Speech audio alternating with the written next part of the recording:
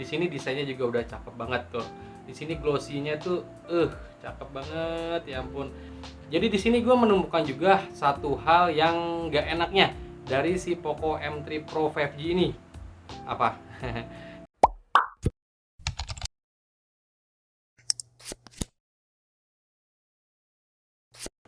Halo semuanya, balik lagi sama gue Vengga. Oke, di video gue kali ini gue mau kasih sharing impresi pertama gue nih dari handphone ini, Poco M3 Pro 5G yang baru aja gue datangkan di studio gue.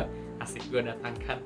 Jadi ini handphone ini impresi pertama gue, ketika gue pertama kali unboxing handphone ini tuh gue ngerasa handphone ini tuh desainnya tuh udah cakep, pakai banget. Karena menurut gue desainnya itu udah tampil beda, sama kayak waktu Poco M3 peluncuran pertama kali. Kalau nggak salah tuh awal tahun waktu itu, tahun ini tahun 2021 awal tahun itu Poco M3 keluar dengan desainnya yang ala-ala impostor di game Among Us. Nah, di generasi kedua yang Poco M3 pakai Pro, pakai 5G lagi. Di sini desainnya juga udah cakep banget tuh. Di sini glossy-nya tuh cakep banget ya ampun. Jadi sengaja di sini gue nggak sengaja di sini gue beli warna hitam. Hitamnya hitam mengkilat begini. Kayak desainnya atau warnanya si Poco F3 ya. Poco F3 yang kemarin udah pernah gue unboxing juga, gue review juga banyak pembahasannya di channel gue. Ini untuk warnanya gradasinya hampir-hampir sama. Gue pilih hitam karena ini desain yang gue suka. Kalau misalkan kuning waktu gue ke Mistor kemarin itu barangnya masih belum ada yang warna kuning, nggak tahu goib atau gimana, gue nggak tahu. Tapi kalau hitam ini udah ready, sama warna biru. Tapi gue lebih tertariknya ke warna hitam ini. Kalau secara impresi awal pertama, gue ngerasa handphone ini tuh udah cakep banget, desainnya tuh udah tampil beda banget. Apalagi didukung layarnya juga udah cakep. Layarnya itu udah refresh rate-nya tuh udah 90 Hz. Dimana untuk multitasking ataupun sekedar kita scroll-scroll itu udah enak banget. Jadi kayak handphone ya setara zaman sekarang aja gitu, layar udah 90 Hz. Tapi yang sangat disayangkan untuk layarnya panelnya masih IPS ya, belum AMOLED. Jadi ya emang sesuai sama harganya sih, di refresh rate 90 Hz dan ditambah juga panelnya udah IPS. Mengingat Redmi Note 10 keluar dengan Super AMOLED tapi refresh rate-nya itu belum 90 Hz. Tapi di Poco M3 Pro 5G ini kebalikannya. Dia udah refresh rate-nya layarnya itu di 90 Hz. Tapi untuk panelnya itu masih IPS ya, tinggal kalian pilih aja sih. Tapi gue lebih prefer yang Poco M3 Pro 5G ini sih, karena refresh rate itu kan untuk main game itu udah cukup sih, udah enak. Jadi kalau ketika kalian nembak itu bisa kalian duluan, istilahnya begitulah, ambil kata dari refresh rate. Scroll juga udah enak, nyaman banget pokoknya kalau yang di 90 Hz ini.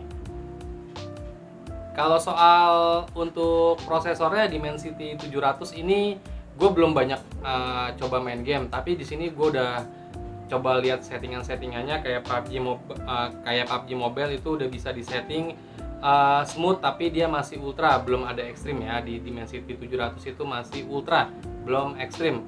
Jadi smoothnya masih ultra untuk PUBG Mobile. Tapi kalau kalian main Mobile Legends itu udah bisa di grafis ultra. Nah, frame rate-nya itu udah sampai ke high ya, udah diaktifin. Udah bisa mode aktif untuk high frame rate-nya. Jadi udah main Mobile Legends itu otomatis udah nyaman banget. Tapi gue belum ada pengujian secara lama ya. Di sini gue baru sedikit-sedikit aja gue main game, itu udah lancar banget. Tapi ketika nanti gue uji di lama-lama main game itu apakah panas atau enggak, itu biasanya kalau misalkan panas kan ada frame rate drop-nya. Nanti pengujiannya akan gue uji di video gue berikutnya, tes gaming ya pada Poco M3 Pro 5G ini. Jadi di sini gue menemukan juga satu hal yang gak enaknya dari si Poco M3 Pro 5G ini. Apa? Di sini first impression gue itu agak disayangkan. Gue ternyata tertipu sama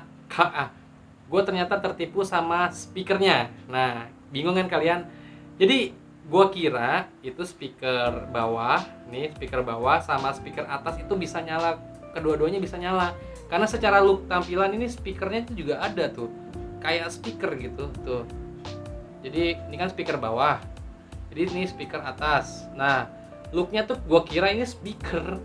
Jadi ketika gue dengerin gini, ini speakernya mana? Gue kira ini speaker, jadi ini bukan speaker ya, jadi ini adalah infrared blaster sama mikrofon.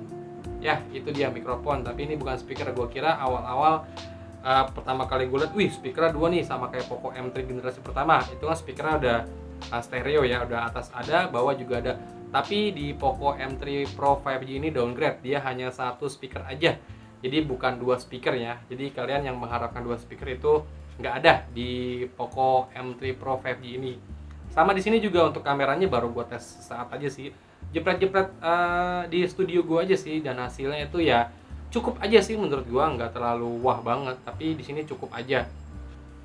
Sama di sini juga udah gue tes untuk Antutu benchmarknya di versi 9 itu dapat 290 ribuan ya, which is menurut gue itu ya lumayan lah, dapat 290 ribuan, sama kayak Poco M3 generasi pertama ya agak lebih baik sih. Tapi di sini gue belum mencoba pengujian di 5G-nya ya, karena kan ini udah bisa provider 5G nih, tapi belum bisa gue tes karena di daerah tempat gue ini nggak ada untuk jaringan 5G-nya. Nanti paling coba gue tes langsung gue ke PIK atau ke Senayan City, nanti gue tes 5G-nya apakah memang lancar atau gimana, nanti gue sharing juga ke kalian. Ya udah, ini dia first impression pertama gue dari si Poco M3 Pro 5G. Kalau kalian ada menemukan sesuatu hal dari Poco M3 Pro 5G ini, entah kelebihan atau kekurangan, kalian tulis aja di kolom komentar pada video gue kali ini ya. Jadi kita tulis aja secara sehat, jangan pada ribut-ribut lah. Oke, ya udah segini dulu aja video yang bisa gue sharing ke kalian. Semoga bermanfaat buat kalian semua, dan sampai ketemu di video gue berikutnya. Vengga pamit, bye.